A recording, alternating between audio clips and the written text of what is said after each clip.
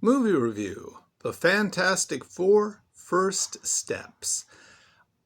This is not a good movie, even though I have heard this is a good movie. And I will tell you why. First off, a lot of times if superhero movies are gonna have a slow start, they do something exciting right at the beginning just to assure the audience, yes, we're gonna be boring for a while, but look what's coming. The Fantastic Four Final Steps does not do that. Instead, it begins with, hey, honey, we're having a baby, followed by a long newsreel kind of thing about how everyone loves the Fantastic Four. This part seems to be mainly done to set the situation, which is that it's the 60s and it's kind of a mod cool 60s look, except they have modern technology and superheroes, which is a cute idea. But that all takes 20 minutes of the movie. And by the end of which I was like, wait, is this an action superhero movie or is this actually some sort of mild superhero comedy?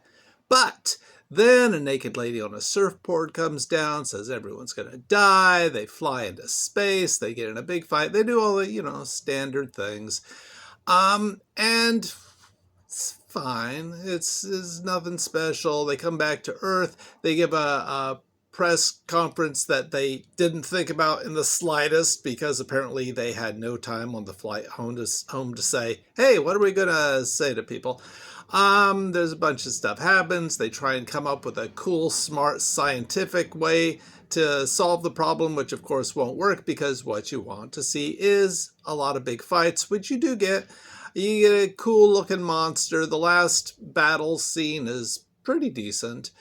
But overall, the characters, I like Vanessa Kirby as the invisible one. She's got a kind of annoyed future mom energy.